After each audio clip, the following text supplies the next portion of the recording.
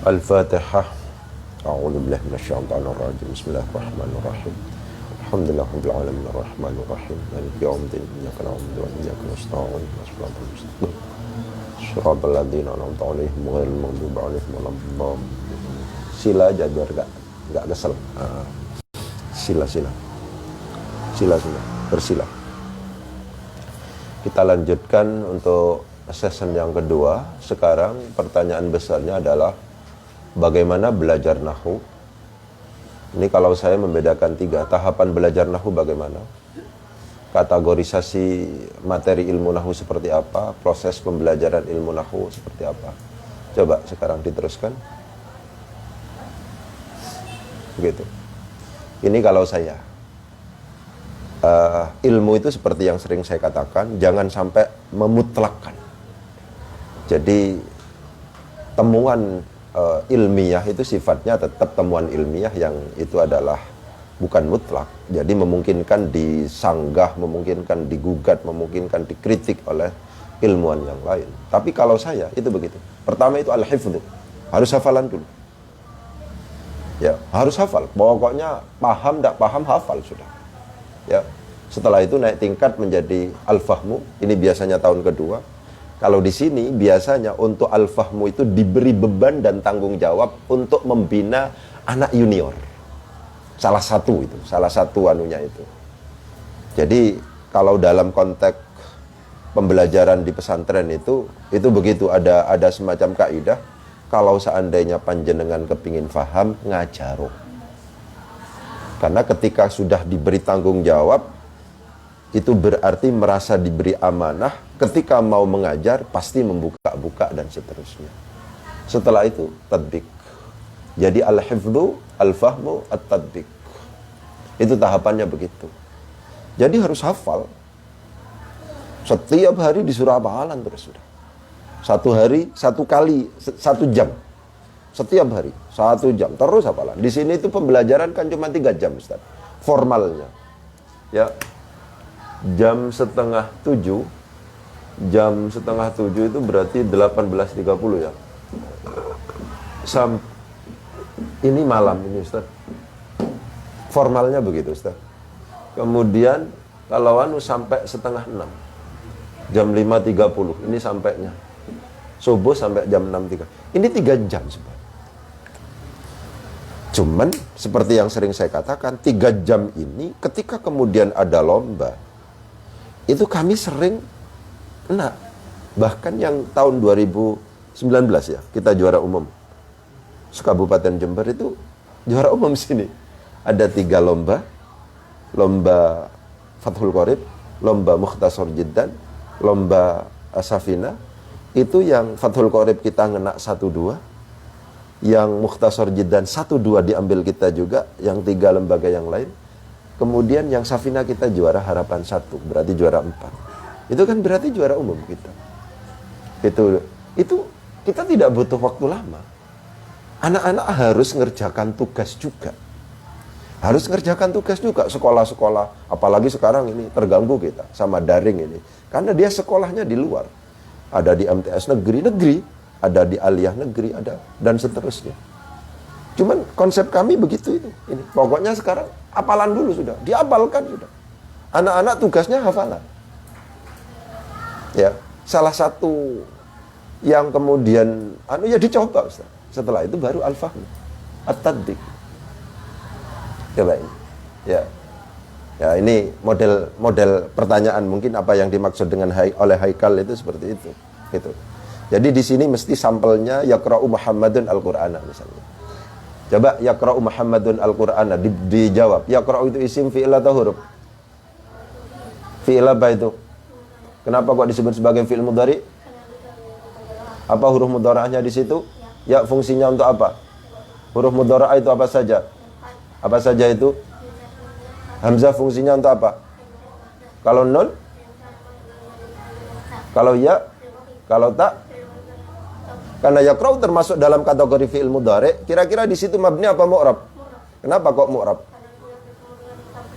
Apa nun taukid itu? Ada berapa nun taukid itu? Apa saja itu? Bagaimana kita bisa membedakan bahwa ini tsaqilah, ini khafifah? Kalau sakilah itu ditasdid, kalau khafifah itu disukun. Contohnya seperti apa yang tsaqilah itu? Kalau yang khafifah, apa yang dimaksud dengan nun nisbah itu? Contohnya seperti apa itu? Yadribna, mabninya ala sukun, gitu ya. Jadi di sini itu Ustaz, pertanyaan itu sudah tertata rapi Ustaz. Di sini tertata rapi. Jadi ketika bertemu dengan yakra'u, pertama seperti yang saya katakan tadi, tuntaskan dulu pertanyaan tentang madhi mudhari' amar. Tuntaskan, setelah itu selesai, pasti pada akhirnya akan bertanya kepada yang selanjutnya, mabni mu'rabnya ini, terkait dengan harokat. Ya, mabni mu'rabnya dituntaskan. Setelah itu baru selanjutnya, setelah mabni mu'rab selesai, ini tadi kan masih belum selesai, diteruskan. Coba, apa yang dimaksud dengan fi'il mabni itu?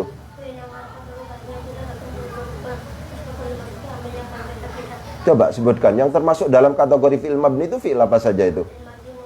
Kalau fi'il madhi itu mabninya ada berapa? Apa saja itu?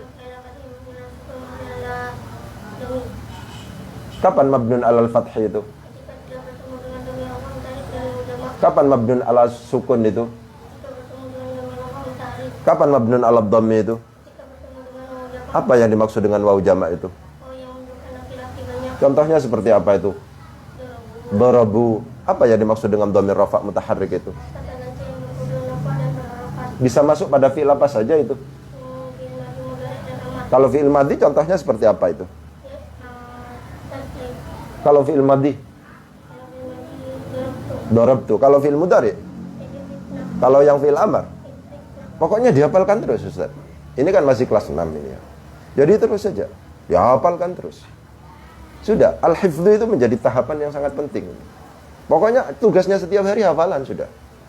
Sudah 1 jam itu surah hafalan, dievaluasi hafalan lagi, evaluasi lagi, hafalan lagi.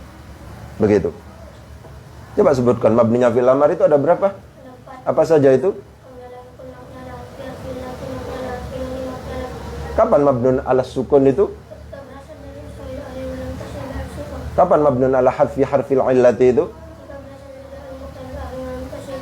Kapan mabnun ala hadfin nun itu? Kapan mabnun ala fathi itu? Apa yang dimaksud dengan al-af'alul khamsah itu? Fi'il. Contohnya seperti apa itu?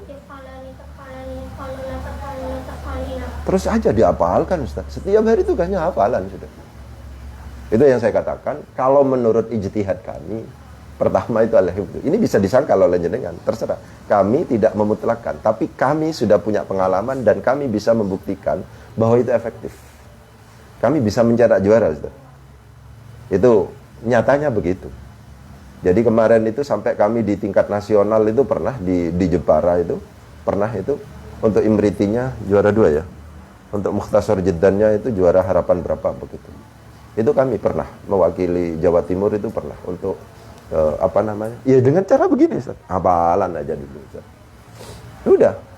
Yang kira-kira pasti pada akhirnya dalam konteks analisis itu dilewati, suruh hafalan terus.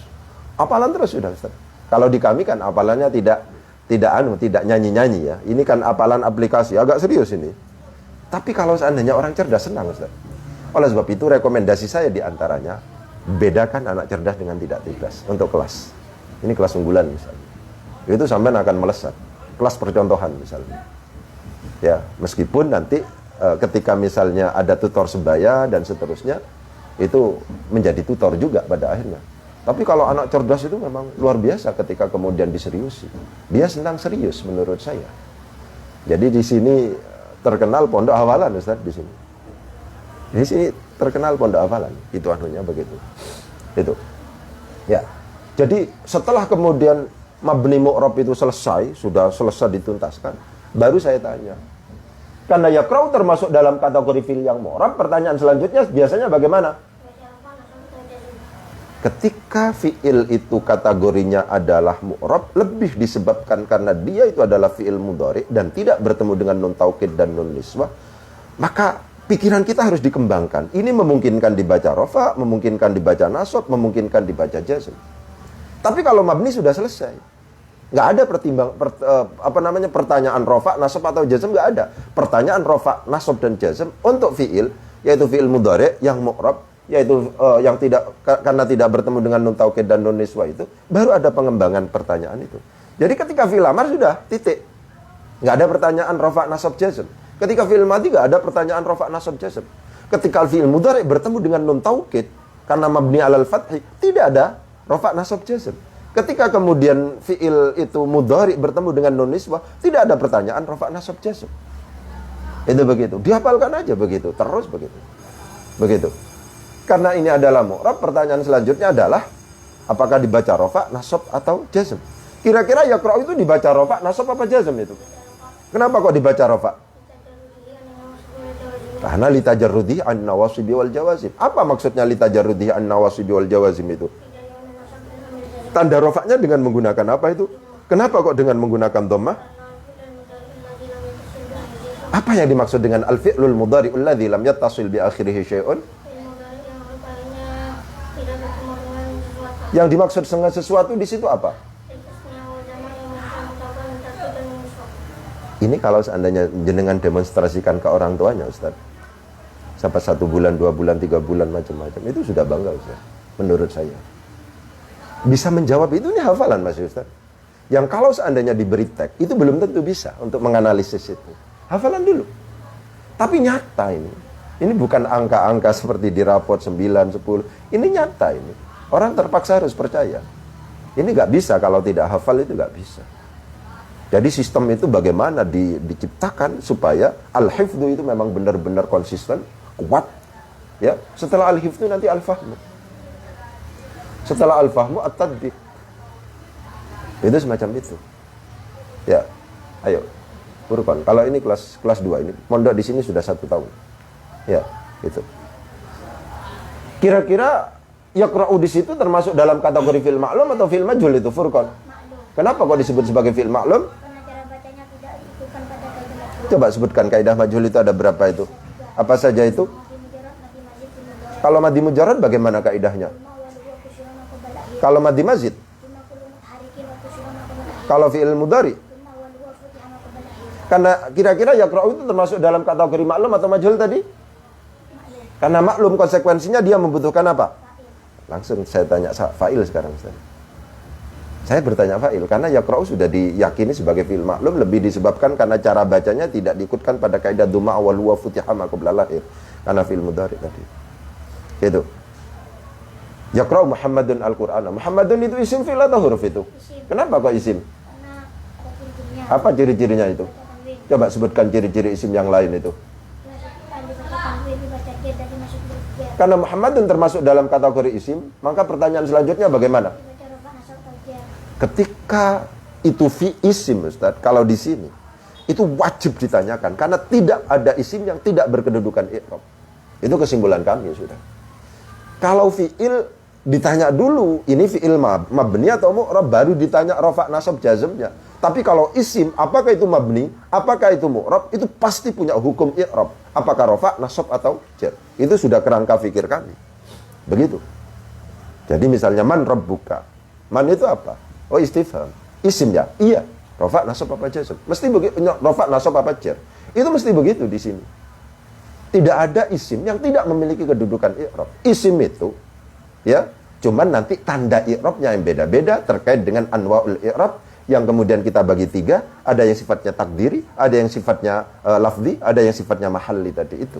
Itu semacam itu. Jadi kita bertanya begitu. Gitu. Karena Muhammadun termasuk dalam kategori isim, pertanyaan selanjutnya bagaimana tadi? Kira-kira di situ Muhammadun dibaca rafa, nasab, apa jar itu? Kenapa kok dibaca rafa? Marfu'atul asma itu apa maksudnya?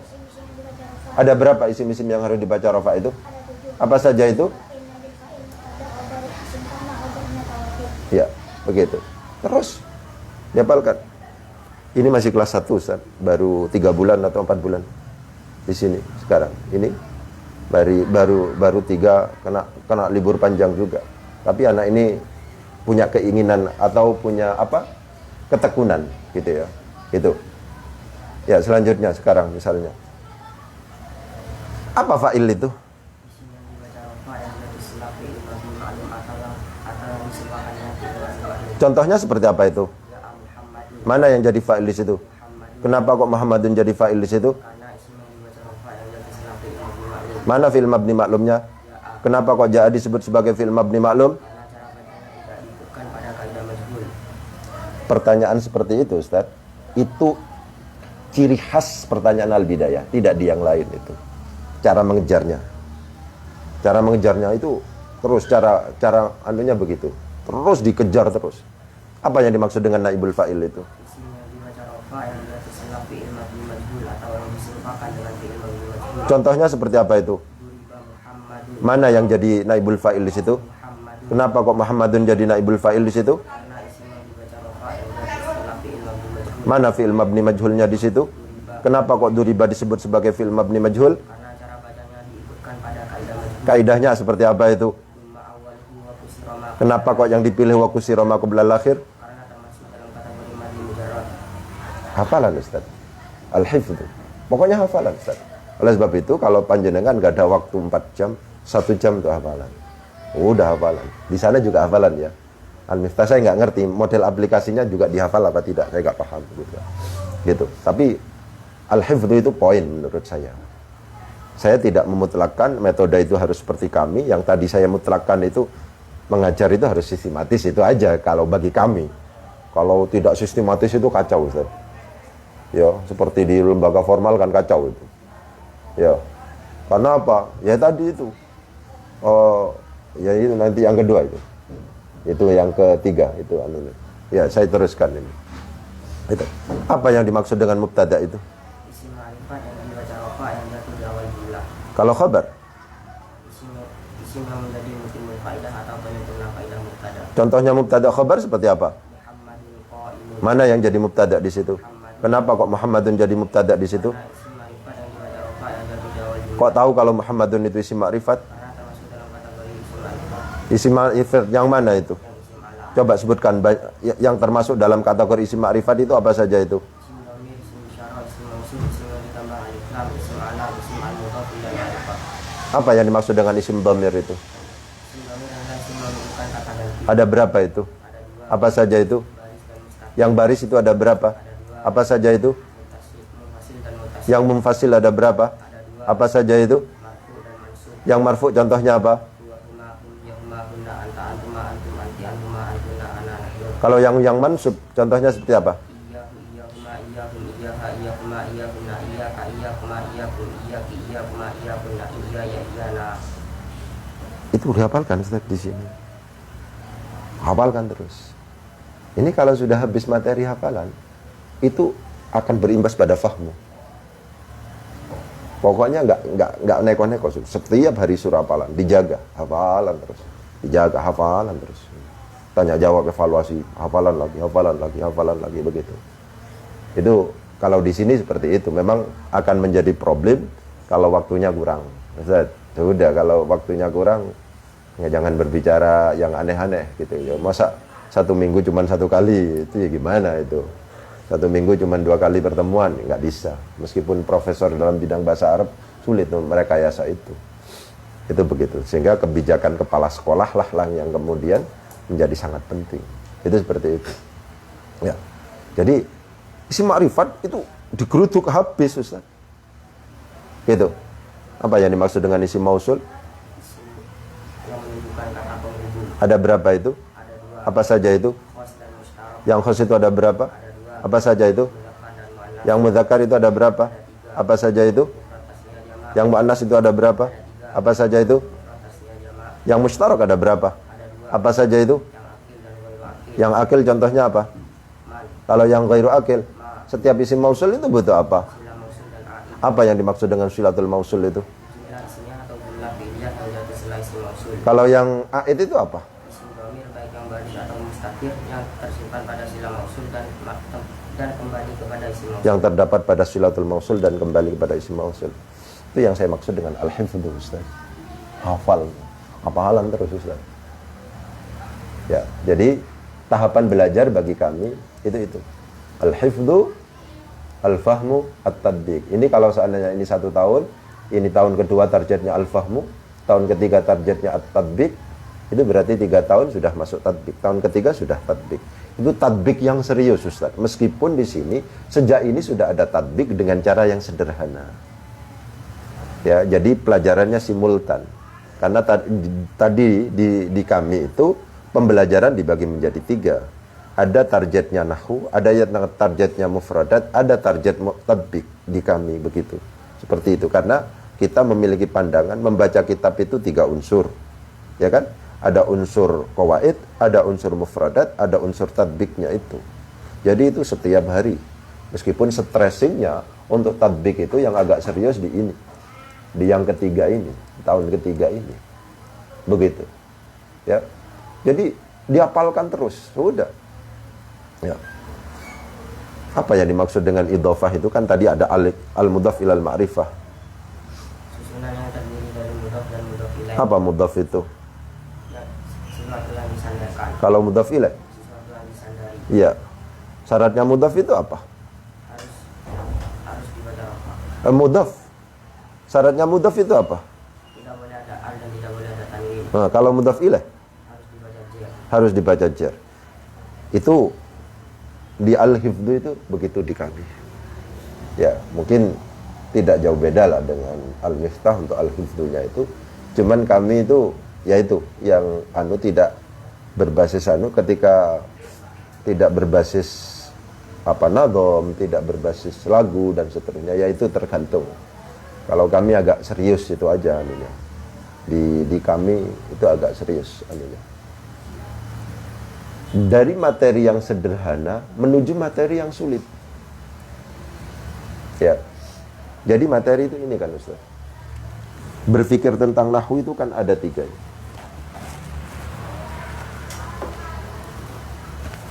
Berpikir tentang nahwu itu kan ada 3.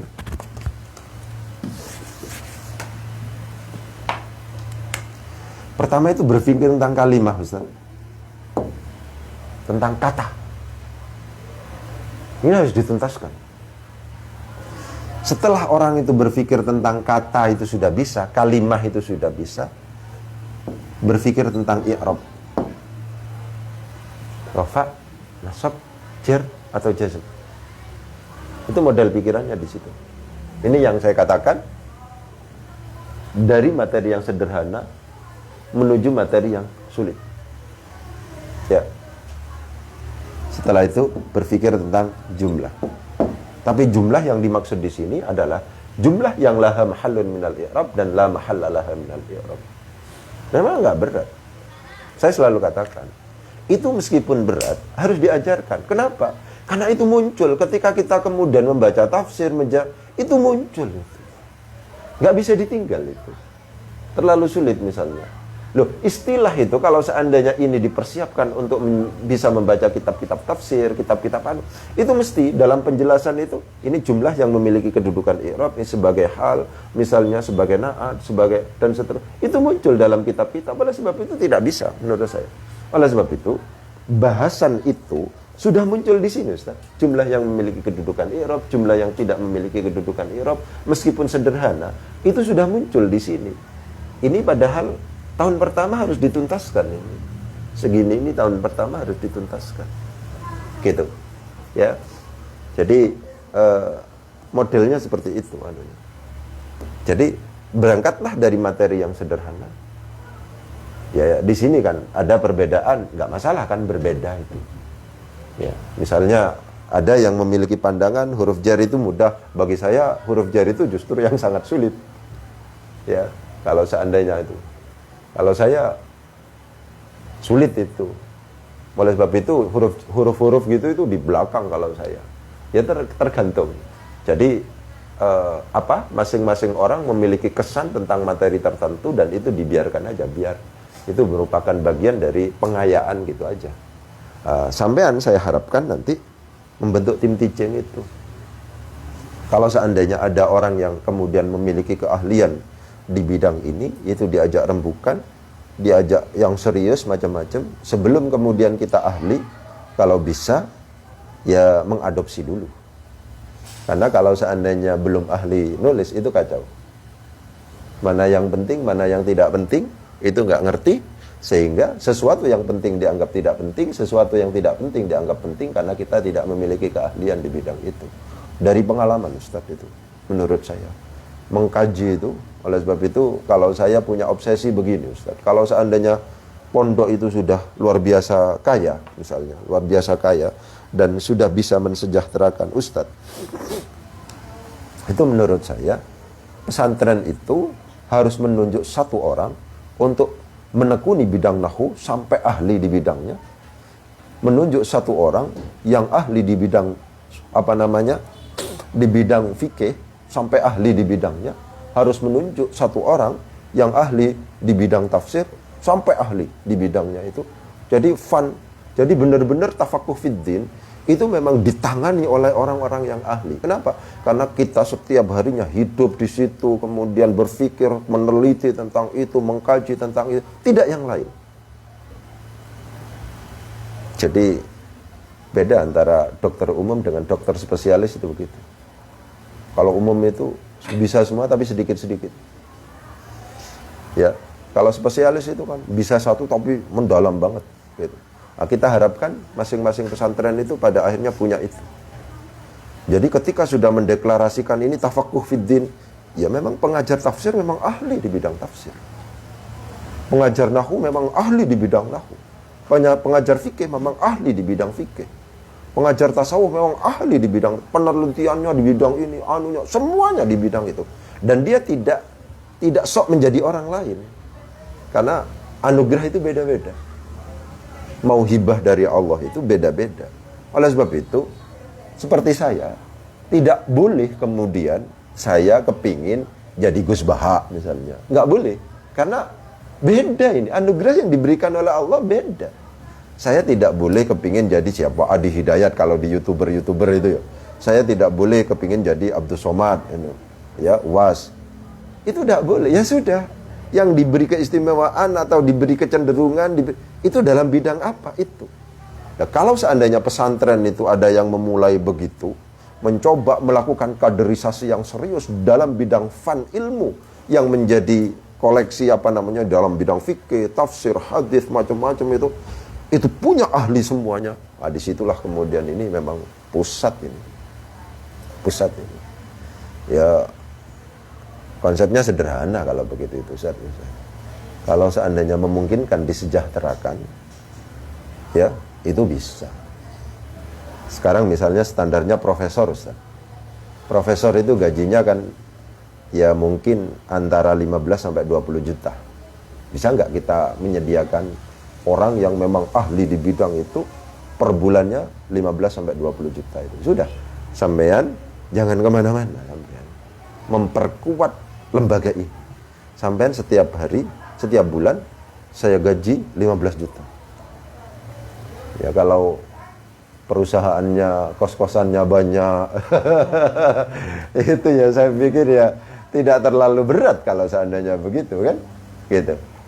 Itu begitu.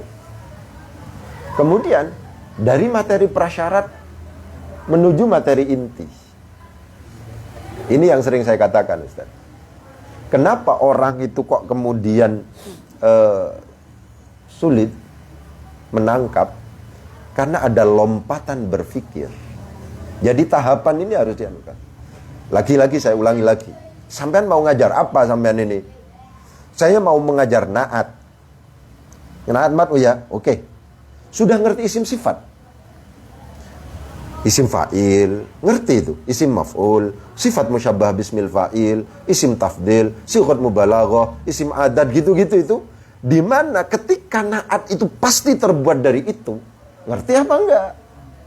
Belum, ya sangat belum mungkin untuk diajarkan. Akan ada lompatan berpikir ketika materi prasyarat tidak dipenuhi, langsung masuk materi inti.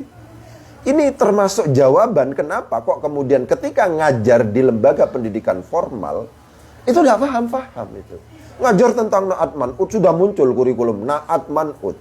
Sementara anak nggak ngerti apa itu isim fa'il, apa itu isim maf'ul, apa itu sighat mubalaghah, nggak ngerti itu. Itu yang pertama prasyaratnya. Yang kedua, ngerti nggak mufrad tasniyah jama'? Nggak ngerti juga ternyata. Antara na'at dan man'ut, itu harus ada mutabaqah, ada kesesuaian dari aspek itu. Mudzakkar muannas ngerti apa enggak? Ma'rifah nakirah ngerti apa enggak? Itu materi-materi prasyarat yang harus diajarkan sebelum masuk materi inti.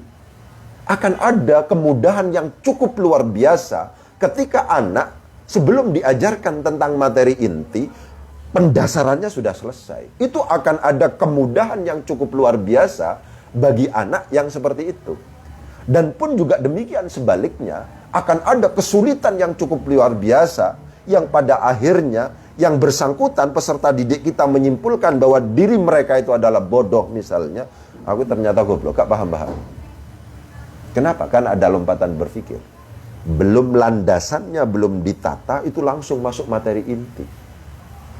Mau ngajar apa panjenengan? Ini di sini sering saya katakan di sini. Ya, misalnya tentang ma'rifah nakirah, ini kaitannya dengan apa? Ya, tentang meskipun belum lengkap bisa jadi Ustaz, tapi sebagai sebuah permulaan itu sudah lumayan Ustaz, tinggal mengembangkan. Ya, itu yang sering saya katakan bahwa guru yang bagus itu adalah guru yang ngerti filosofi dan fungsi dari masing-masing materi. Guru yang bagus itu adalah guru yang paham tentang filosofi dan fungsi dari masing-masing materi. Itu memungkinkan ketika mengatakan untuk mengajar secara sistematis. Kalau sistematis itu enak Ustaz. Apakah gurunya itu nyaman? Waktu itu cukup berharga. Muridnya juga tidak bosen, tidak ngantuk, tidak terhipnotis, tidak tidur, itu tidak. Karena enak, ada kaitan. Oh iya. Ayo sekarang kita belajar tentang tamyiz misalnya. Sudah ngerti isim nakirah apa belum? Tamyiz ini harus terbuat dari isim nakirah. Gitu. Sampean mau belajar apa? Maf'ul mutlak. Sudah ngerti tentang masdar apa enggak? Itu harus begitu. Kalau seandainya tidak, maka akan ada banyak kesulitan yang pada akhirnya berdampak pada yang namanya anak berkesimpulan bahwa nahwu itu sangat sulit. Kalau seandainya panjenengan ditanya, misalnya, oke, nahwu itu yang sulit mana? Hampir nggak bisa jawab. Nahwu katanya sulit banget. Sulitnya di mana nahwu? Bab apa? Bab fa'il, bab naibul fa'il, bab mubtada, bab khabar. Enggak itu. Semuanya lah normal-normal saja itu. Kenapa kok kemudian ditangkap seperti kesulitan luar biasa dan kemudian itu menjadi sesuatu yang menakutkan seakan-akan menjadi monster itu? Kenapa? Karena cara bacanya tidak memperhatikan materi prasyarat dan materi inti. Materi prasyarat, materi inti. Itu sangat penting untuk kemudian ditegaskan. Materi prasyarat, materi inti itu sangat diupayakan untuk kemudian diperhatikan. Ya. Jadi nanti PowerPoint ini silakan panjenengan bawa juga ya nanti. Kalau seandainya ya nanti ketika sudah COVID sudah selesai, vaksinasi sudah selesai misalnya, memungkinkan saya untuk kemudian datang ke sana untuk memberikan masukan kepada para ustadz itu. Cara ngajar yang paling penting itu ini loh. Silahkan pakai materi Quran sak harf itu. Terserah itu ustadz. Quran itu bahasa Arab. Dan tertulis pakai i'rab. Sampai ada kitab i'rabul Quran. Semuanya pakai apa? Hadis. Saya tidak fanatik apakah pakai silakan Nubdatul Bayan, pakai Amthilati, tak pakai apa, pakai Al-Miftah. Kalau seandainya gurunya sudah seperti ini, kebijakan pasti sukses menurut saya Ustaz. Pasti sukses. Surah hafalan. Dan materi yang dihafalkan itu memang sistematis. Dari materi yang sederhana menuju materi yang sulit. Kemudian dari materi prasyarat menuju materi inti. Kalau seandainya modelnya al-hifdhu al-fahmu itu materinya sudah disusun dengan bagus begitu, silahkan panjenengan misalnya pegang buku saya, oh ini menurut Ustadz bagaimana yang sistematis, oh ini mungkin masih lemah ini, karena ini harusnya diletakkan sebelumnya. Kalau seandainya sampean sudah mampu begitu mengkritik seperti itu sudah bagus itu. Ya, itu sudah bagus itu. Kalau seandainya begitu, sangat terbuka untuk dikritik Ustadz, sangat terbuka. Meskipun di sini sekarang ya ini yang dipakai itu. Ya, itu semacam itu. Jadi kategorisasi ini, materi prasyarat menjadi dan materi inti ini sangat penting. Dan pada akhirnya akan mengesankan apakah yang namanya nahwu sangat mudah untuk ditundukkan atau tidak. Kalau salah mengajar, ngajar na'at man'ut, belum ngerti isim sifat, nggak ngerti mufrad tasniyah jama', nggak ngerti mudzakkar muannas, nggak ngerti ma'rifat nakirah, Coba saya tanya, dari mana bisa paham? Nggak paham. Karena perangkat otak. Jadi ilmu itu kan sangat mengkiat. Orang paham itu lebih bisa. Karena yang bersangkutan bisa mengkaitkan informasi-informasi sebelumnya yang ada di otaknya.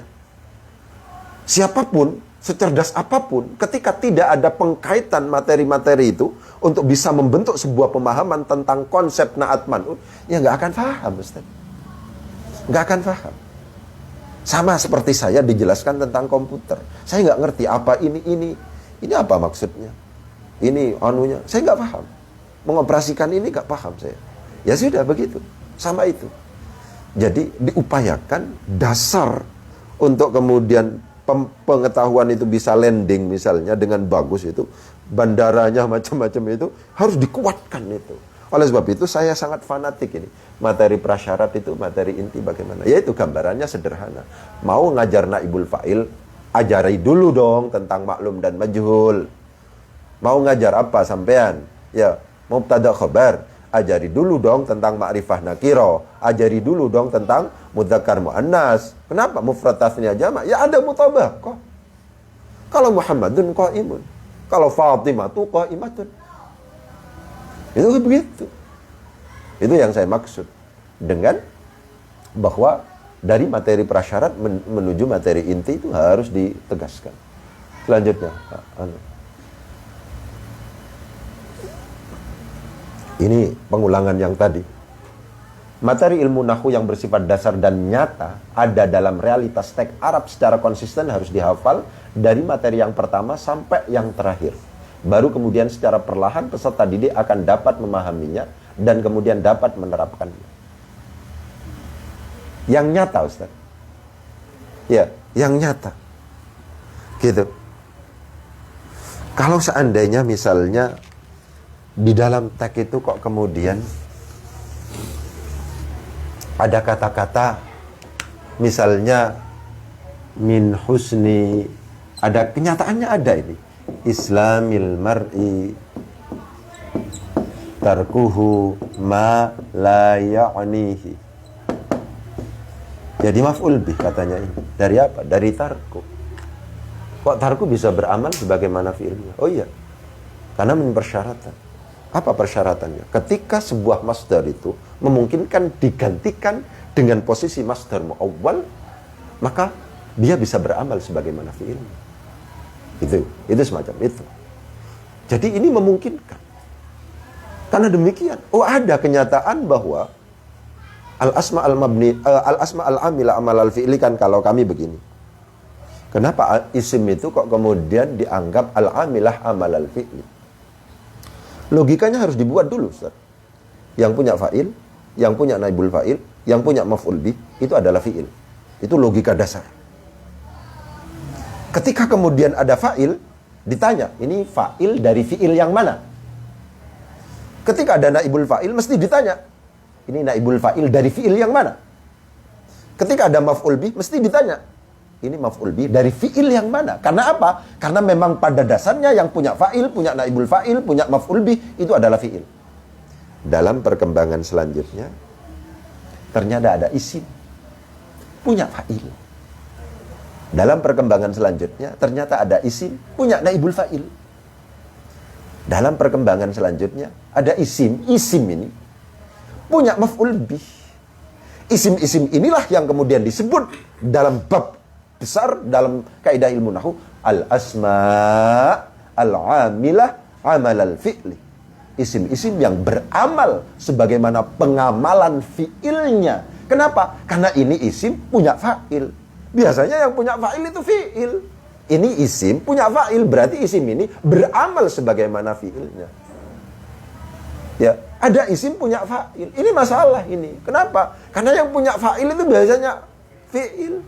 Yang punya naibul fa'il itu fi'il. Ini ada isim, punya fa'il, punya naibul fa'il, punya maf'ul bih. Ayo logika dasar itu dikembangkan. Ya. Kalau seandainya kita ngajar al-asma al-amila amal al-fi'li, itu tidak didasari, itu agak kesulitan. Jadi sampean ngomong, sing punya fa'il itu fi'il. Sing punya naibul fa'il itu fi'il. Insya Allah gampang kalau begitu. Yang punya maf'ul bih itu fi'il.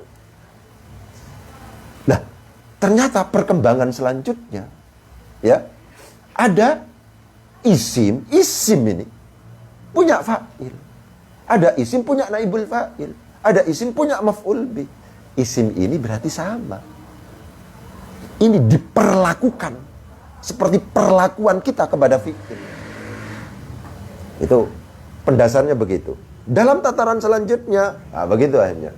Ternyata isim ini persyaratannya beda-beda untuk beramal ini. Ada yang berupa isim sifat, ada yang pakai masdar. Begitu. Yang isim sifat pakai kaidah nazam itu wawal yastifhaman aw harfan ida. Ya kan? Kalau yang masdar itu pakai bifi'lihil bifi'lihil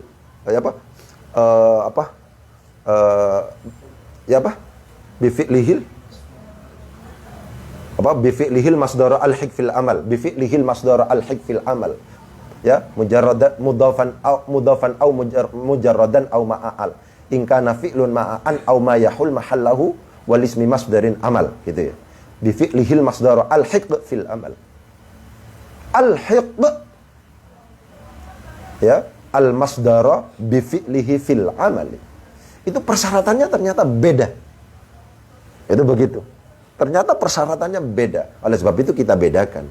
Ada konsep al-asma al-amila amal al-fi'li yang berupa isim sifat, ada yang berupa masdar. Itu begitu. Akan tetapi yang paling penting itu Ustaz, perenungan panjang. Jangan kemudian ngajar hanya faslun buka selesai. Faslun buka selesai. Itu inovasi, improvisasi. Itu menjadikan orang karena gak ada, itu pasti bosen. Gak enak aku udah ngajar sing wong iki. Tidur aja lah. Saya agak gak seneng kalau seandainya anak itu kemudian dibiarkan sama-sama tidurnya. Kan di sini kadang ada juga Ustaz yang tidur macam-macam itu. Saya marahi. Jangan sampai tidur. Ngantuk itu manusiawi. Tapi kalau setiap hari, Pak, apalagi guyonannya. Ya, anak tidur misalnya. Ketika pembelajaran tidur. Digugai oleh guru. Bangun. Ustaz, digugai saya Ustaz. Kenapa? Saya hampir bermimpi Rasulullah ini.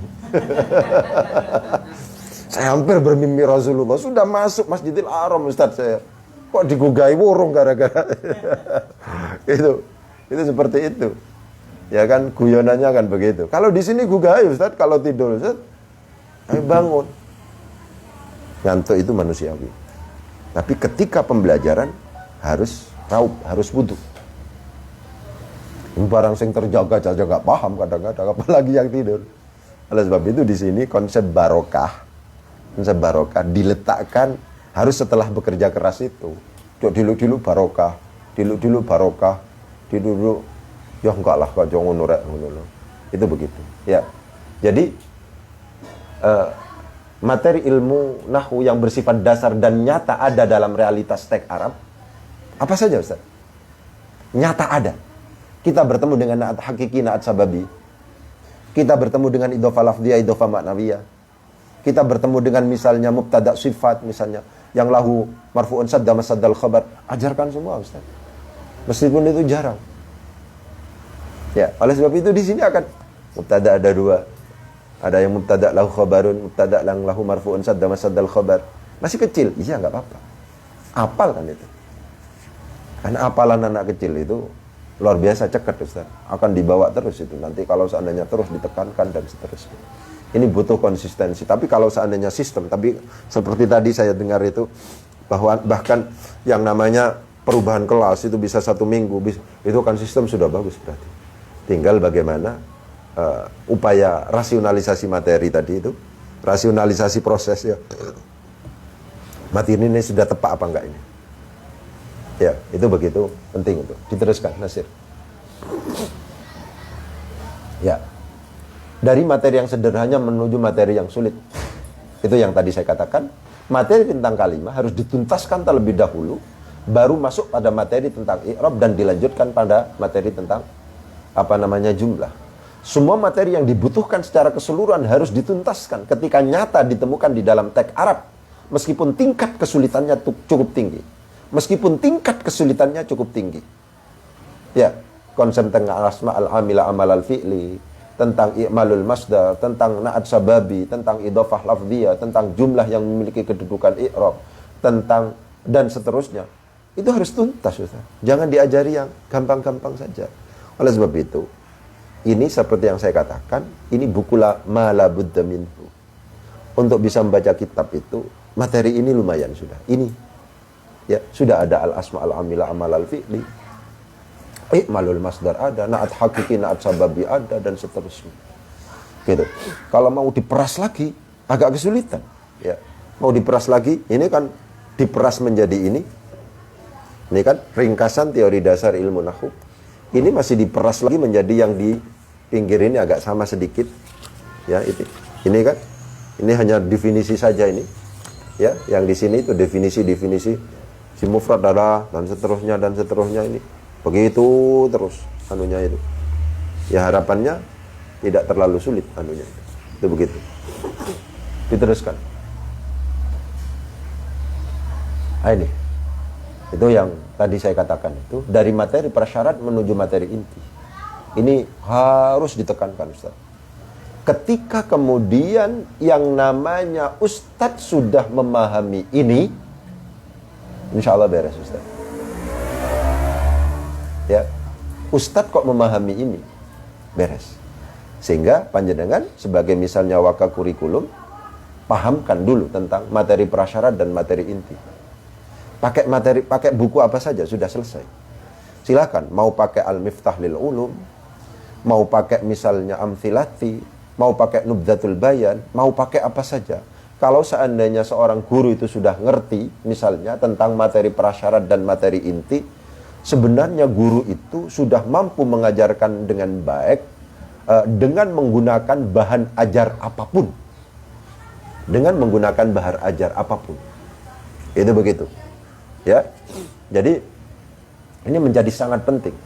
Materi tentang fi'il ma'lum dan fi'il majhul harus terlebih dahulu diajarkan sebelum masuk pada materi tentang fa'il dan naibul fa'il. Materi tentang ma'rifat dan nakirah harus terlebih dahulu diajarkan sebelum masuk pada materi tentang mubtada khabar dan seterusnya. Ini banyak saya kaji di dalam buku saya ini. Ini filosofi dan fungsi ini sebagai dasar sudah lumayan, Ustaz. Dibaca terus saja, Ustaz, ini. Dibaca, didiskusikan dan seterusnya. Menurut saya kalau seandainya sistem itu sudah bagus, itu sudah tinggalan, Ustaz. Ya, apalagi misalnya seperti yang tadi guyonan saya itu. Kalau seandainya pondok itu sudah mampu memberi ujroh, bukan bisyarah, nah itu harus berani nekan menurut saya. Ya, kalau bisyarah itu kan bebungah, beli sabun aja. Kalau ujroh itu sudah, ya biqadri ta'abnya sudah ada, rumus itu sudah ada. Gitu. Itu harus berani nekan. Dan ngapain? Saya kan bayar mahal. Kan mending cari guru yang bagus dibandingkan dengan guru yang kurang bagus. Itu begitu. Dan kalau saya, Ustaz, di sini, Ustaz, guru yang bagus-bagus itu tak cekeli, Ustaz. Saya ikat, Ustaz. Gitu. Harus diupayakan upah di atas rata-rata lembaga yang ada, biar tidak lompat. Itu kalau saya, Ustaz. Diupayakan lebih sejahtera, lebih komitmen kepada lembaga akan lebih bagus. Begitu. Buya sangat peduli pada itu. Yang penting profesional, kata Buya. Masalah ikhlas itu antara kita dengan Allah. Itu dawuhnya beliau ketika nelpon saya, Buya Yahya. Itu sempat komunikasi begitu. Ya. Jadi kalau seandainya mampu memberikan secara profesional, itu bagus, Ustaz. Guru yang bagus diikat, Ustaz. Itu jangan sampai lompat ini. Karena lompat itu akan ada pengkaderan dari bawah lagi yang belum tentu dicocoki oleh anu dan seterusnya. Itu begitu. Diteruskan, Nasir. Gitu. Ya. Ada 3 kategorisasi, ya. Ya, kategorisasi dari apa? Kategorisasi dari materi ilmu nahwu kalau saya itu materi prasyarat, yaitu materi yang menjadi persyaratan dan harus dikuasai sebelum masuk pada materi inti. Materi inti yaitu materi tentang marfu'atul asma, mansubatul asma, Misalnya majruratul asma itu materi inti. Materi muhimmat, yaitu materi-materi yang tidak dapat dilogikakan secara normal. Materi-materi ini baru difahami setelah kita mendapatkan penjelasannya dari para ulama, seperti misalnya tentang la siyama, tentang kam, tentang fakot, itu sulit itu dilogikakan. Ini yang jawabannya di sini, Ustaz. Ini guru murid didampingi dengan ini. Kita bertemu apa misalnya? Iya kan? Bertemu la siyama, di sini ada penjelasan la siyama. Bertemu tentang apa? Tentang innama. Ya di sini ada penjelasan tentang innama. Ya, tentang fakot ada penjelasan. Ini al-mu'jam al-mufassal fil i'rab. Itu yang saya istilahkan dengan materi yang tidak memungkinkan untuk dilogikakan. Kita paham karena kita pernah baca analisisnya. Gitu. Kalau tentang maf'ul bih kan bisa dilogikakan. Ini kok dibaca nasab? Oh iya, ini karena jatuh setelah fi'il muta'addi. Ini kenapa kok dibaca rofa? Oh iya, karena ini mubtada. Ini kok dibaca rofa? Kok mubtada? Iya, karena ini adalah isim ma'rifat jatuh di awal jumlah dan seterusnya. Itu memungkinkan. Tapi kalau al-muhimmat ini tidak bisa dilogikakan. Ya. Jadi penting untuk kemudian saya tegaskan pada panjenengan bahwa kategorisasi materi ilmu nahwu itu. Ada materi prasyarat, ada materi inti, ada materi muhimmat. Keberhasilan panjenengan waka kurikulum misalnya untuk sebuah pembelajaran tergantung apakah mampu untuk menyusun sebuah materi pembelajaran itu berdasarkan ini atau tidak. Gitu. Kalau seandainya panjenengan ini harus di awal ini semester 1 harus tuntas. Coba kalau nggak percaya Haikal, itu di materi buku ajar yang dari Depak Pusat. Ya kan? Pertama langsung mubtada, belum kenal apa-apa. Ya kan? Kadang-kadang maf'ul bih dulu, nanti muta'addi lazim di kelas 3. Ya apa? Muta'addi lazim itu butuhnya itu ketika berbicara maf'ul bih. Kok diletakkan di kelas 3 sementara maf'ul bihnya di kelas 1 atau 2 itu gimana? Gak nyambung itu, Ustaz. Sudahlah. Gak bisa kalau pakai itu. Jadi karena memang tidak menjadikan bahasa Arab itu sebagai materi yang cukup serius ya, pokoknya ada gitu saja. Sehingga tingkat keberhasilannya sulit. Karena demikian kalau orang-orang yang formal itu Haikal itu biasanya diidofinya pelajaran-pelajaran tambahan. Saya kemarin disuruh memberi orientasi pembelajaran bahasa Arab itu 1 hari di Malang, di Malang MTS apa gitu ya, mau menjadikan ini sebagai materi tambahan dan bukan di dalam jam, karena kalau di dalam jam improvisasinya nggak begitu bisa, itu begitu. Jadi kategorisasi materi ilmu nahwu itu begitu. Jadi dipaksa begini, Ustaz. Memang guru dipaksa harus paham filosofi dan fungsi, karena itu pada akhirnya kita kategorikan sebagai guru yang punya keahlian, guru yang punya kemampuan. Itu yang pertama. Tapi masih memungkinkan kalau seandainya guru itu terpaksa tidak itu, desain kurikulumnya dibaguskan. Desain kurikulumnya itu bagaimana materi prasyarat ini diletakkan di awal-awal, Ustaz. Materi prasyarat. Jangan kesusu ngomong i'rab sebelum kalimah tuntas. Tentang kata itu tuntas, jangan ngomong i'rab dulu. Gitu. Saya kan sering katakan, salah satu yang sering saya bawa itu, Ustaz, itu tentang di sini tidak hanya aqsamul i'rab saya bedakan. Enggak apa-apa, Ustaz, membedakan itu sendiri. Bahkan ngarang sendiri enggak apa-apa, Ustaz. Nahwu itu kan bukan Al-Qur'an, dikarang sendiri enggak apa-apa, Ustaz. Saya sering begitu, Ustaz. Ya. Misalnya saya bedakan antara aqsamul i'rab dengan anwa'ul i'rab. Gitu. Ini sangat penting, Ustaz. Saya fanatik sekali. Materi inilah yang pada akhirnya bisa menjawab ya untuk para pemula yang selalu menuntut bahwa perubahan i'rab itu harus selalu dibuktikan dengan tanda i'rab. Tidak. Perubahan i'rab itu ada yang sifatnya lafzi, ada yang sifatnya takdiri, ada yang sifatnya mahalli. Begitu. Kapan kawasan mahalli, kapan kawasan takdiri, dan seterusnya. Itu kalau seandainya ustadznya sudah paham, luar biasa itu. Maksudnya, ngerti filosofi dan fungsinya itu. Kenapa seseorang itu kok kemudian belajar tentang, kenapa kok seseorang itu belajar tentang isim mangkus, ya, tentang isim maqsur misalnya, tentang al-mudhaf ilayya il mutakallim dan seterusnya. Kenapa kok belajar itu? Untuk mendasari begini. Kenapa kok belajar tentang al-asma al-mabniyah? Kenapa kok belajar tentang hikayah? Kenapa kok belajar tentang jumal misalnya, tentang jumlah misalnya? Itu ya karena untuk mendasari ini. Jadi intinya begitu, Ustaz. Ada materi prasyarat, ada materi inti, ada materi muhimmat, dan materi ini menurut saya sangat-sangat dibutuhkan ketika kemudian kita sangat kepingin mendesain kurikulum. Desain kurikulumnya seperti apa? Kalau seandainya itu pakai pendekatan langsung materi, ya kan rencananya kalau bisa kan membuat materi sendiri kan, kalau seandainya memungkinkan gitu ya.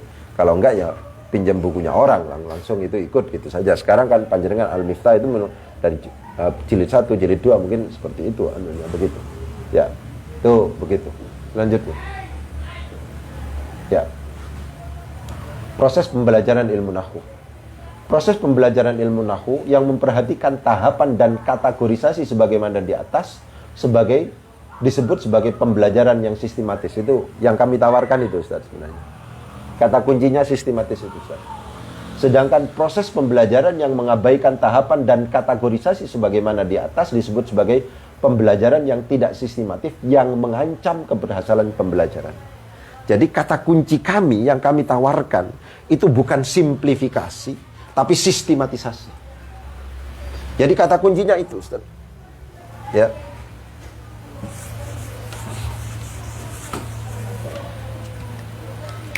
Ini, Ustaz, yang paling penting itu, Ustaz. Usahakan pembelajaran itu.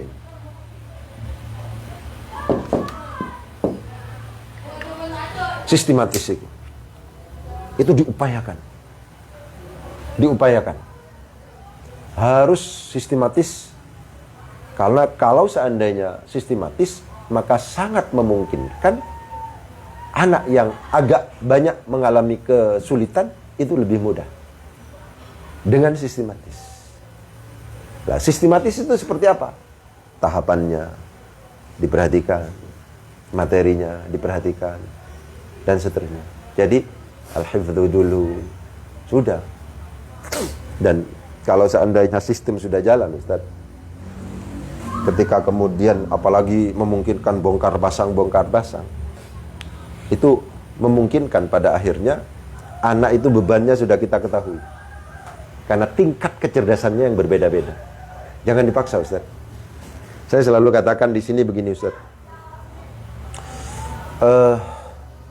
Kalau anak nggak bisa,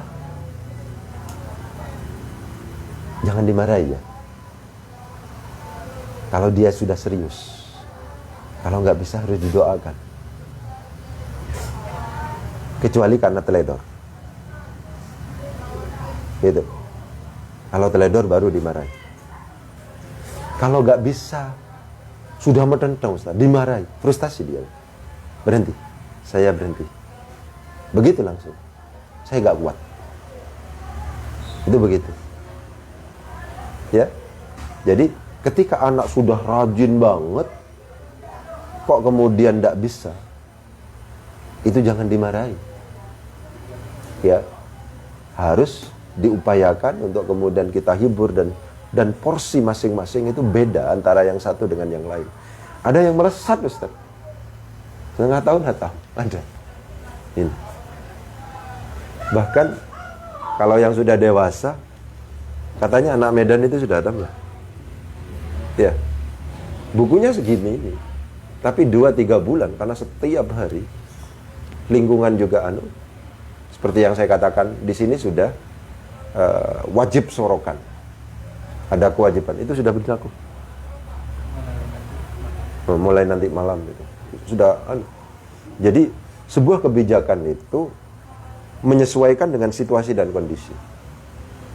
Di sini sorogan itu ngerti, Ustaz Daikal? Ya, kalau dari Arab nggak ada sorogan, ada sorogan. Justru sorogan apa? Ya, jadi di jam yang itu anak itu baca langsung kepada yang ditunjuk.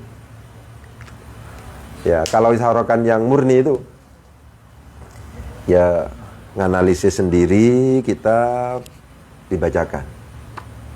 Ketika kemudian dibacakan, itu ditanyakan oleh yang nyimak, ini kenapa kok dibaca ini, kenapa kok dibaca ini, kenapa kok dibaca ini, dan seterusnya. Itu menurut saya menjadi kata kunci kenapa pesantren salaf kok sangat luar biasa. Pesantren salaf itu, Ustaz, gerakannya tidak dipandu oleh sama mungkin kita sama di situ. Panjenengan kula sama di situ. Tidak dipandu oleh uang. Di Lirboyo itu tidak dipandu oleh. Bahkan ada pesantren tertentu yang memberikan itu, tapi nggak setuju saya. Jangan digaji gurunya. Itu tingkat malaikat itu. Menurut saya, ya nggak begituan. Yang rasional ya digaji, bahkan disejahterakan. Saya sepakat dengan Buya Yahya, masalah ikhlas itu antara kita dengan Allah, sedangkan antara kita dengan manusia yang lain itu profesional. Itu begitu, ya. Jadi proses pembelajaran ilmu nahwu yang memperhatikan tahapan dan kategorisasi sebagaimana di atas disebut sebagai pembelajaran yang sistematis, sedangkan proses pembelajaran yang mengabaikan tahapan dan kategorisasi sebagaimana mengabaikan ya tahapan dan kategori sebagaimana di atas disebut sebagai pembelajaran yang tidak sistematis yang mengancam keberhasilan pembelajaran. Menurut saya kalau tidak sistematis sudah selesai. Saya yakinnya itu. Yang saya kebawa kemana-mana itu Haikal, itu ini. Yang sistematis itu. Sistematis itu materinya, tahapannya. Itu diupayakan. Guru kalau sudah memperhatikan ini, insya Allah ada banyak kemudahan dalam mengajar, juga anak penangkapannya itu. Tapi kalau sudah, ya bayangkan tadi, belajar na'at man'ud belum ngerti isim sifat, belajar maf'ul bi belum ngerti lazim muta'addi, dan seterusnya, agak berat itu menurut saya. Ya, selanjutnya. Ini sorof, berarti nahwunya sudah selesai. Nah, coba. Itu adalah pikiran-pikiran saya yang saya lakukan di lembaga saya. Ketika saya harus mengkreasi bagaimana caranya untuk yang intinya itu adalah belajar nahwu itu harus sistematis. Monggo kalau seandainya ada yang perlu ditanggapi. Terima kasih banyak ini. Mungkin sistematis ini juga bisa diterapkan buat materi lain ya, saya Sorok. Iya. Jadi mungkin kayak seperti fikih, seperti tauhid, sampai Buya sendiri juga mengajarkan kita yang biasa menyampaikan tausiah, muhadharah, khutbah buat kerangka-kerangka. Iya. Kerangka-kerangka, jadi ketika nyampaikan ini nggak serabut masalah-masalah. Betul. Betul. Ini yang mau ditanyakan Pak, masalah tadi usia dari sini kan memang sudah dibiasakan menghafal. Bagaimana kalau yang ngajinya yang sudah usia nggak muda lagi, yang sudah mulai susah ngafal, gede-gede kayak kita misalkan, iya. Dia pengen belajar kalau dari awal. Iya. Apa harus menghafal dulu, apa langsung kita ajarkan logikanya? Logika nanti nggak kena Ustaz. Kalau seandainya hafal, di sini tetap hafal. Bahkan kalau di sini ada banyak kemudahan ketika himmahnya orang kuat, sudah tua, sudah berumur. Karena dia apa yang dilakukan itu bertujuan, Ustaz. Itu menurut saya lebih mudah dibandingkan dengan anak ini. Ini suruh hafalan apa gak tahu mungkin jadi. Ini dipaksa oleh orang tuanya mondok, dan karena orang tuanya punya keinginan untuk anaknya pinter nahwu, diletakkan di pesantren nahwu misalnya, tapi gak ngerti untuk apa ini. Untuk apa pada akhirnya, meskipun lambat laun kita fahamkan.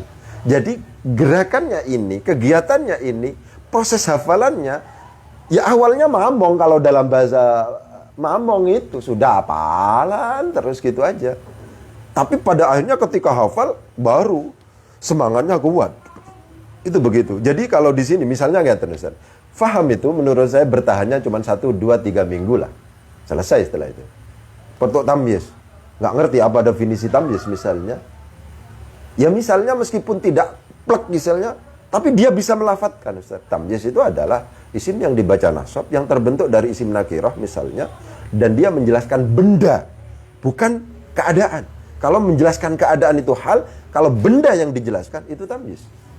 Itu minimal harus ngerti itu menurut saya, meskipun bahasanya tidak ngeplek kitab. Harus hafal menurut saya. Saya tetap, meskipun itu di sini yang dari Lampung, Mas Ajid, itu kan sudah ya mondok sekarang. Ya hafalan, ya saya tanya ketika ya meskipun ya tadi itu bahasanya bisa jadi tidak sama karena tingkat memorinya mungkin sudah. Iya, tapi pendapat saya bisa jadi beda gitu ya.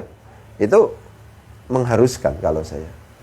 Ya kemampuannya di mana tapi harus. Dan di sini seperti tadi itu kan yang Syafi'i tadi itu baru hafalan ketika tingkat mahasiswa.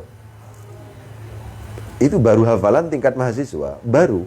Jadi sanawiyahnya tidak ada, aliyahnya nggak mondok dia, baru kuliah. Ternyata itu jurusan PAI tadi itu, yang baca tadi itu jurusan PAI. Ngena di pondok sini ya nggak ngerti awalnya, moro-moro ya bisa jadi mondok tujuannya ngekos, nggak agar murah dan seterusnya. Ternyata lingkungannya sudah nahu, terpaksa serius akhirnya. Itu begitu. Jadi kalau usia aliyah itu banyak Ustaz kuliah tahadduts bin ni'mah Ustaz. Jadi model buku ini Ustaz bisa mempercepat Ustaz. Ada teman ada banyak. Sampean tidak satu angkatan dengan Erik ya? Nggak ngerti? Erik Bondowoso. Itu sekarang jadi guru bahasa Arab. Awalnya di PAI Ustaz. Haikal. Awalnya di PAI, kemudian setelah mondok di sini pindah ke bahasa Arab. Bukan yang ketua HMPS, pernah jadi ketua HMPS? Bukan. Itu. Mungkin di bawah jauh ya sampeannya, di atasnya sampean jauh itu. Itu begitu. Jadi banyak setelah mondok di sini, dia merasa pede dengan kemampuannya, akhirnya pindah ke prodi bahasa Arab, program studi bahasa Arab. Meskipun awalnya ketika sanawiyah, ketika aliyah itu nggak bisa. Jadi banyak. Saya nggak ngerti. Ini misalnya Mas Abidin ini bagi saya newcomer, pendatang baru, masuk pertama nggak bisa masih. Tapi dipaksa hafalan macam-macam. Menurut saya sekarang sudah ada perkembangan. Nalar berpikirnya sudah lumayan dan seterusnya. Dipaksa dulu Ustaz. Kalau seandainya memungkinkan, kalau anak kuliah, hakul yakin saya. Kalau yang saya tidak pernah sukses itu adalah mendidik anak yang selevel S2. Saya nggak pernah sukses. Mohon maaf itu. Saya nggak pernah sukses kalau itu. Jadi sanawiyahnya enggak, aliyahnya enggak, kemudian kuliah S1-nya enggak, S1-nya, S2-nya kepingin, itu masih belum. Saya nggak ngerti sekarang yang sudah lulus S2. Sekarang proses S3, anak Lombok. Sekarang ada di sini. Saya nggak ngerti. Apalah anak itu? Siapa namanya itu? Yang dari Lombok. Apa itu? Hah? Mas Robit. Misalnya. Itu. Tapi hafalan. Itu. Ya itu kan masalah madhab itu. Ya kalau madhabnya Haikal, orang Arab itu nggak ngerti tapi bisa fathah dhamma dan kasrah dan tidak upaya penyelamatan di sukun. Kalau yang alumni Mesir kan mensukun semua itu kan karena kepingin selamat aja gitu ya. Itu ya begitu Ustaz ya. Nah, ada apa Haikal? Problem saya di madrasah itu kebanyakan karena mereka anak-anak yang baru itu ada background pembelajarannya bukan dari MI, jadi bahkan untuk BTQ-nya saja mereka kesulitan. Betul. Saya tes sudah kelas 8, artinya kelas 7 sudah pernah belajar bahasa Arab. Saya tes untuk suruh menuliskan kata Muhammad saja tidak bisa. Apakah dengan metode ini juga bisa diterapkan ke anak yang BTQ-nya saja masih nol?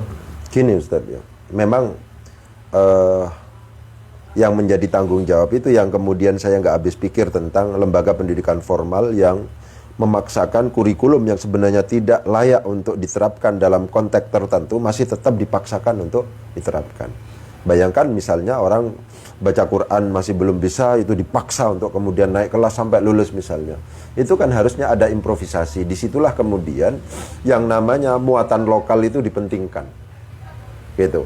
Jadi itu harus menjadi tanggung jawab.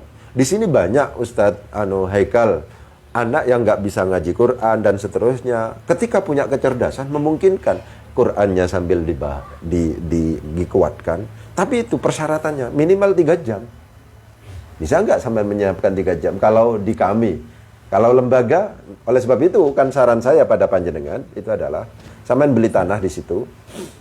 Iya betul itu, saran ikhlas ini. Di situ, kemudian ada pondok di situ. Anak yang nggak bisa baca Quran, nginep di jenengan, Qurannya dikuatkan, sambil kemudian apa yang menjadi kecenderungan dan ciri khas panjenengan itu digarap di situ.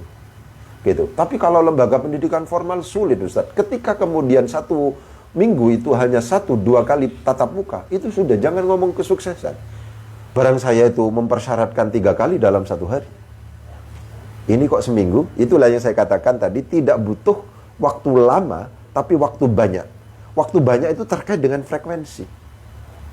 Frekuensi itu mungkin ba'da duhur ngaji, ba'da asar ngaji, ba'da isya ngaji, ba'da subuh ngaji. Itu kan frekuensi itu. Bisa jadi anak yang cerdas setelah kemudian dibina sekian bulan itu bisa selesai.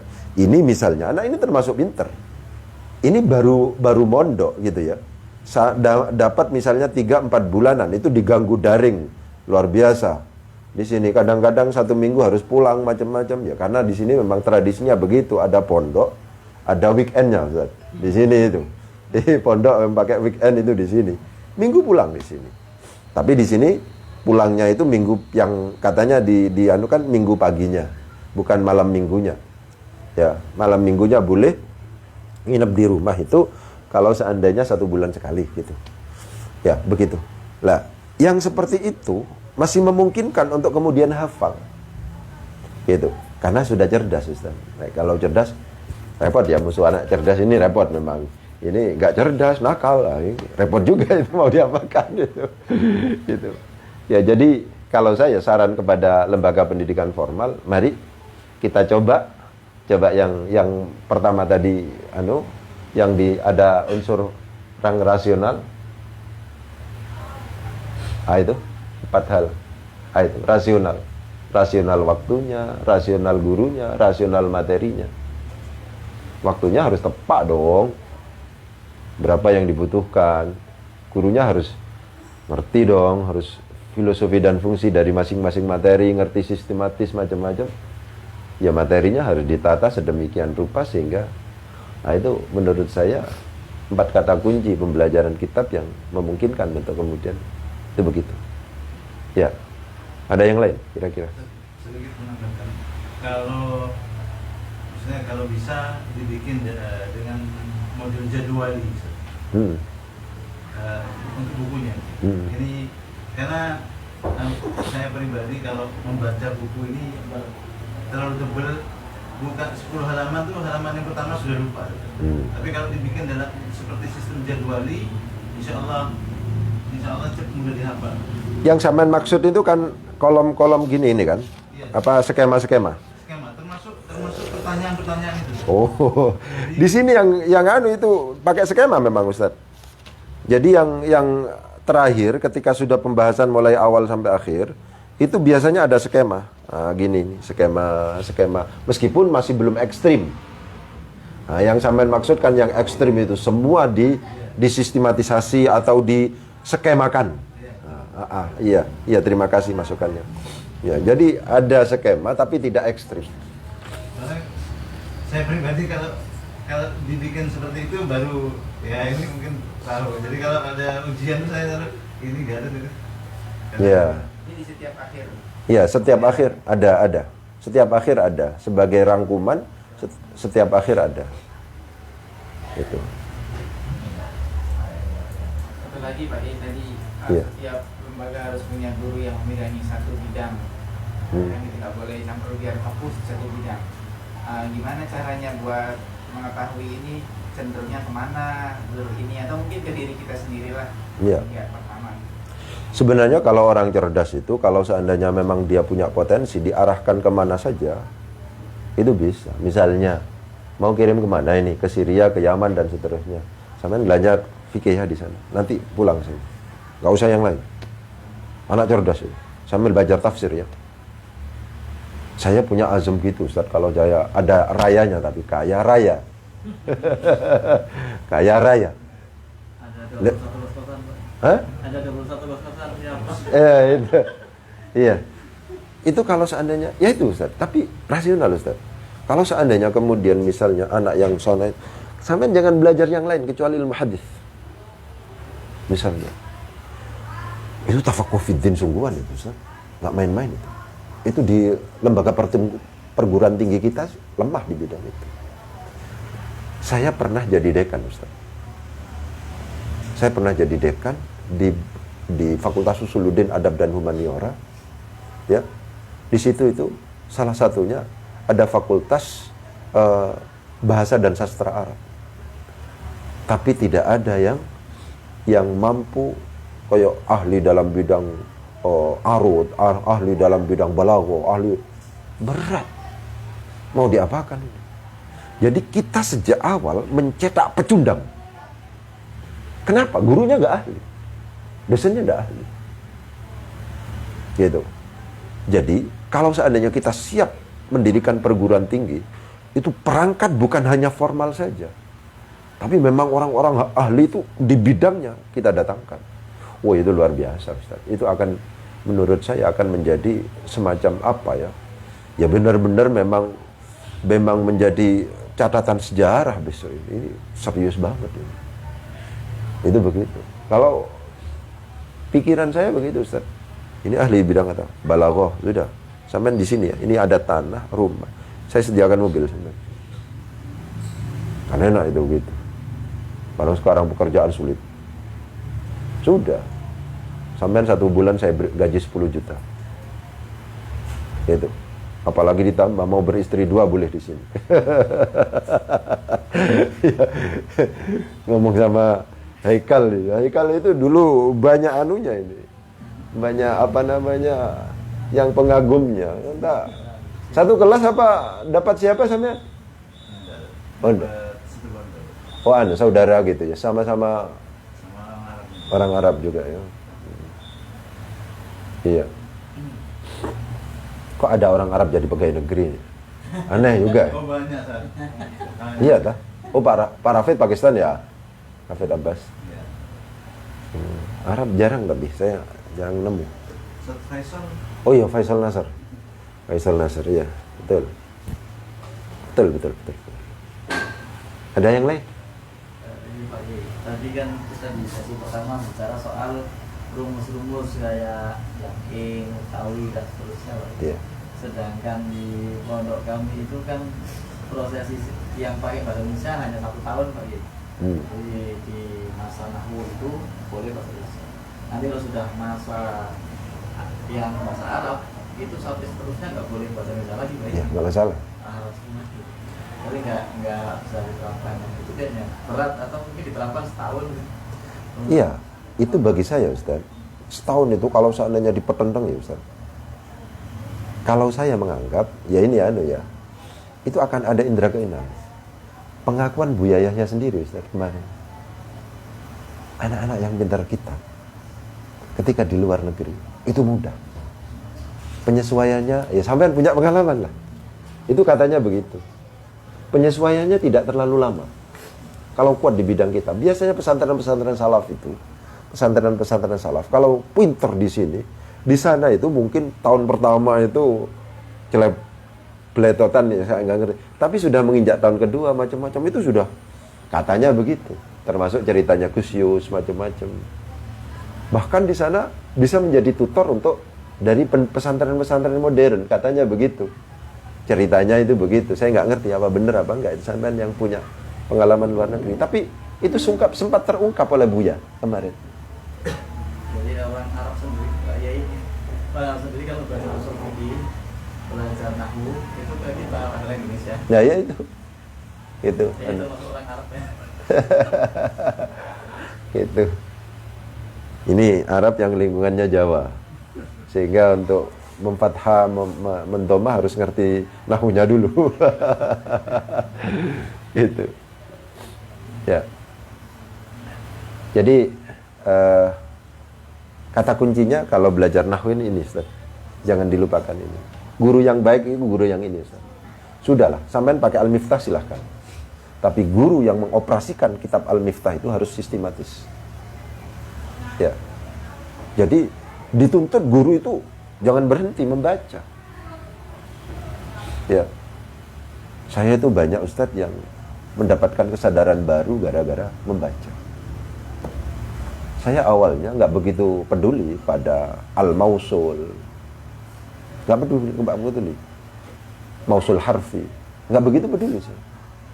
Tapi ketika saya baca kitab tafsir, kok ada kata-kata mausul harfi, harus diajarkan ini. Paham maksud saya? Tafsir Al-Quran itu kadang-kadang ngomong masdar mu'awwal ini mausul yang harfi. Bedanya antara mausul harfi dengan mausul ismi itu adalah kalau mausul harfi itu tidak butuh aid. Kalau mausul ismi itu butuh silatul mausul dan aid dua-duanya. Kalau ini hanya butuh silatul mausul. Wacana itu ketika saya baca kitab itu ternyata ada. Ketika anak tidak dengar, ya ketika baca ya pasti gak paham apa mausul harfi maksudnya. Seperti yang saya katakan, ini saya persiapkan untuk menjadi peneliti yang tangguh, untuk menjadi akademisi yang tangguh. Sehingga wacana-wacana, meskipun ya masalah begitu itu ya bisa jadi ditemukan sendiri. Ya, tapi senyampang kita misalnya memungkinkan untuk memberikan itu informasi sejak awal kan bagus, misalnya begitu. Kan di sini ada pemula, apalagi panjenengan desainnya sampai misalnya perguruan tinggi misalnya. Itu kan ada SMP, ada SMA, ada perguruan tinggi misalnya. Itu kan banyak itu. Materi tidak bisa kemudian misalnya diulang-ulang saja. Kan bosan juga anak kalau seandainya diulang-ulang misalnya begitu. Jadi perkembangan itu kadang-kadang kesadaran baru, Ustaz. Sekarang saya misalnya begini. Itu saya ingat-ingat, Ustaz. Misalnya wazaniyatu wazani fajlidu kulla wahidin minhuma mi'ata jaldah. Ya. Wazaniyatu wazani ya fajlidu. Kenapa kok ada kok fajlidu? Gitu. Kenapa ya? Kok ada fa-nya? Akhirnya ada yang mengatakan bahwa ini ngomong pertama, mausul itu fihi raihatus syarti. Ada bau syarat di situ. Ya. Walladzina yaknizuna adh-dhahaba wal fiddata wa la yunfiqunaha fi sabilillah fabashshirhu. Gitu. Gimana logikanya? Lah iya, mulakna begitu. Ya.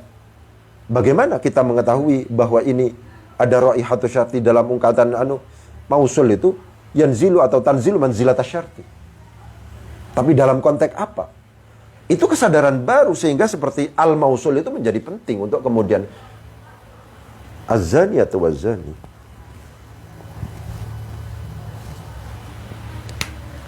Ini kalau seandainya kita tidak misalnya az-zani atau waz-zani. Ya, misalnya fajlidu, ya kulla wahidin misalnya dan seterusnya. Az-zaniyatu alnya disebut sebagai al-mausul, misalnya begitu. Alnya di situ adalah al-mausul. Ketika al-mausul ini berarti al-lati, ya kan? Allati zanat walladhi zana. Ini masuk sudah.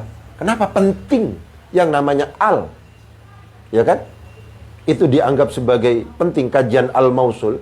Ketika kemudian al itu masuk pada isim sifat, itu namanya al-mausul. Ya, itu namanya al-mausul. Nanti kaitannya banyak itu. Kata-kata fajlidu, kalau seandainya alnya itu dianggap sebagai al biasa, yang kemudian disebut sebagai al-ahdiyah, al-jinsiyah, al-zaidah, macam-macam itu, nanti nggak nyambung pada fajlidu kulla wahidin mi'ata jalda. Itu kurang nyambung. Tapi ketika al masuk dalam konteks mausul, masuk pada fajlidu karena fihi raihatus syarti.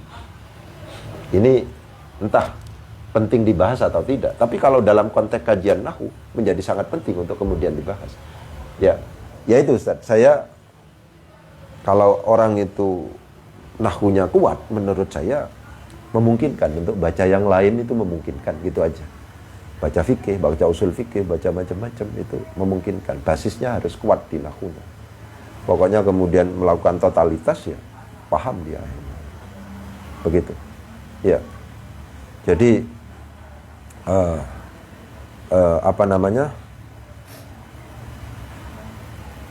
penting untuk kemudian segala sesuatunya lah untuk secara total diajarkan itu penting. Tuh, ya. Ada yang lain kira-kira? Kalau kita lihat di bukunya Pak Kiai yang banyak ini Pak Kiai, kalau diklasifikasikan yang prasyarat, yang inti apa sudah nyampur atau sudah di Pak Kiai?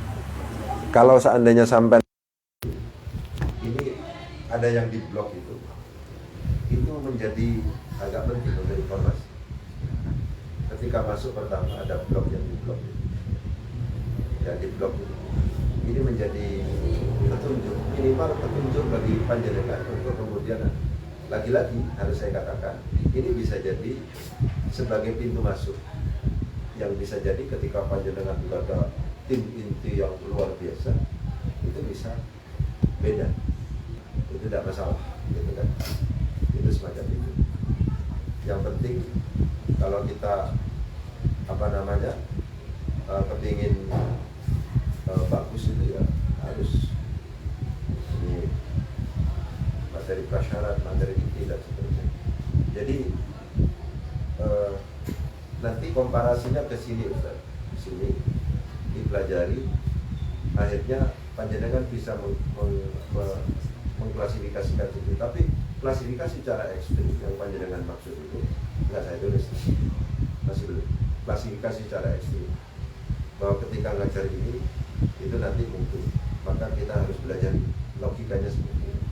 Nah, itu masukan untuk saya tulis. Dan misalnya perhatikan misalkan untuk yang awal-awal ini misalkan itu berarti prasyarat aja disuruh menguasai dari kalimat ada berapa sampai itu dipilih macam-macamnya dan seterusnya. Kemudian baru masuk ke tarkib yang apa Memang begitu. mungkin berarti kalau kita lihat di Al-Miftah itu dengan tajwid itu nggak salah tahapannya mungkin ada tahapan-tahapan yang pertama dari isim apa sampai definisi awal Ya, klasifikasi macam itu. ya rata-rata mungkin kalau seandainya sama gitu. Di sini kan begitu juga. Isim dipaskan dulu, fi'il dipaskan dulu. Itu sama tahapannya. Jadi di Al-Miftah itu fiilnya di jilid berapa itu? Fiilnya, tasrifannya baru di jilid 3 atau 4. Nah, nanti sampean ketika tasrif tahu di kami seperti apa. Ya. Nanti jam 9 mungkin sampean Rabu pagi sudah bisa pulang. Ya istri semua. Kecuali ininya. Gak ada yang nyariin. Barangkali mau nggak ada yang Arab ya. Harusnya Arab dulu lah. Ini kos-kosannya putri. Maksudnya ini Pak, kita kan dalam rangka ini penyempurnaan Pak.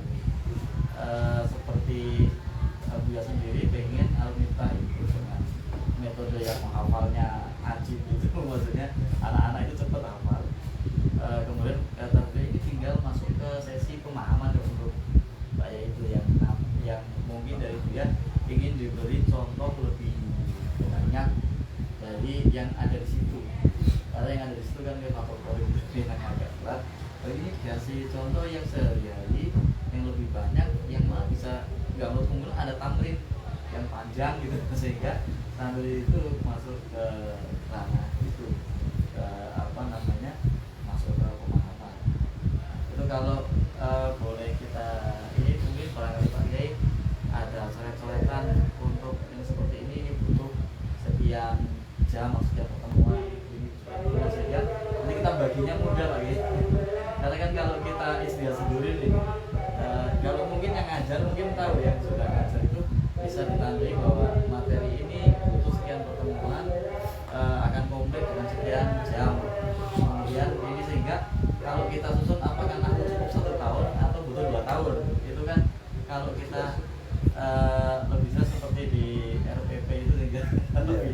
lebih apa ya, lebih sistematis tadi, lebih sistematis. Kalau sekarang ini kan kita ini kitab ini, jadi nanti kitab ini diharapkan selesai 1 tahun memahami dasar nahu. Jadi belum ada dibagi sekian jam, jadi harus tuntas dalam sekian. Tapi harus disesuaikan dengan pengalaman di lapangan. Iya. Ya memang itu kalau di sini ya karena tidak terikat pada jam formal ya. Cuman target tahun ini harus selesai. Tahun ke tahun harus selesai. Dan biasanya setengah tahun itu sudah banyak yang hafal. Nah, materi itu tetap dihafalkan meskipun misalnya sudah hafal itu tidak muspro. Tetap memiliki nilai manfaat, makin kuat, makin bagus, makin kuat, makin bagus. Karena pengembangannya yang saya pengalaman itu pengembangan ketika sudah aplikasi itu, ya itu berat itu kan. Oleh sebab itu pesan saya pada panitia, ketika mengajarkan aplikasi itu adalah cari dulu yang mumpuni di bidang itu, jangan yang membingungkan. Ya, begitu. Kalau saya kepada teman-teman yang di sini ngajar di luar, itu mesti saya katakan, jangan berhenti membaca, jangan berhenti mendengar, jangan berhenti meneliti, dan seterusnya. Gitu. Di yang poin ke berapa tadi yang ada al-hifdu, al-fahmu dan at-tatbiq itu untuk menentukan seseorang ini masuk di kategori al-hifdu, apakah ini masuk di al-fahmu dan ini at-tatbiq, itu apakah ada tolak ukur sendiri? Mulai dalam di sini sudah gini Ustaz, kalau yang masuk ke sini semuanya dianggap kosong. Ya. Jadi suruh hafalan dulu semua. Pasti. Jadi tidak kemudian anak yang pernah mondok di mana macam-macam diberi dispensasi, pasti itu dimulai meskipun prosesnya mungkin setengah bulan, 1 bulan, karena sudah hafal semua juga. Itu begitu. Baru masuk al-fahmu, baru masuk pada at-tatbiq. Lalu ketika dia masuk di al-fahmu, apakah sebelum dia masuk di al-fahmu itu ada tolak ukur, maksud ujiannya atau apa? Untuk bisa dikategorikan anak ini, oh ini sudah layak menjadi al-fahmu. Karena ada kecerdasan seorang kan beda-beda. Ada yang 1 bulan paham, ada yang 2 bulan. Tapi laporan dia, jadi bertutas, kemana? Kalau harus ya tetap. Di sini ada sistem suruh berdiri barang. Jadi 1 hari itu siapa apa? Itu kalau yang berdiri itu gimana itu? Kalau berdiri anak-anak, ya Pak? Misalnya yang kita lihat oleh tadinya tidak. Jadi biasanya di akhir itu ada anak laporan ketika rapat, ini belum target Ustaz, ya terpaksa harus diulang. Kalau al-fahmu di sini langsung dijadikan tutor itu Ustaz. Oh, berarti kalau ukur anak ini dikategorikan ini al-fahmu, berarti kalau sudah dia bisa menjadi tutor. Tutor.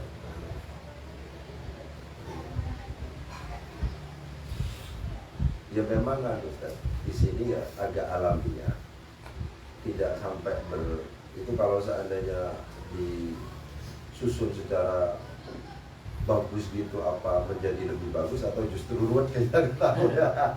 Kita kan alamiah itu ya. Tapi ngerti teorinya. Teorinya pokoknya hafalan dulu. Setelah hafalan nanti paham ya. Setelah paham nanti ya. Dan ketika sudah hafalan itu upayakan ini punya tutor, punya tanggung jawab. Upayakan. Gitu. Malam Rabu nanti akan ada pembelajaran tasrif istilahi dan tubuh gitu. Itu nanti adaan ya. Apa namanya, sampean harus tahu pengalaman. Kalau gitu saya punya. Karena saya punya, itu menurut saya lebih gampang nanti. Bahkan saya al-amthilatu tasrifiyah itu ya orang kan boleh menilai ya. Ya boleh menilai. Menurut saya bagus punya saya. Dan waktu itu sampai jangan pulang. Ditelepon terus nanti ya. Oleh istri. Kalau istrinya orang Arab gitu. Kapolda gitu.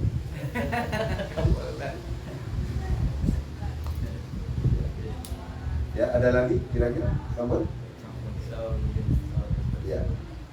Semoga manfaat. Ya. Bismillahirrahmanirrahim. Allahumma sakhir lana al-kutuba kullaha. Allahumma sakhir lana al-kutuba kullaha.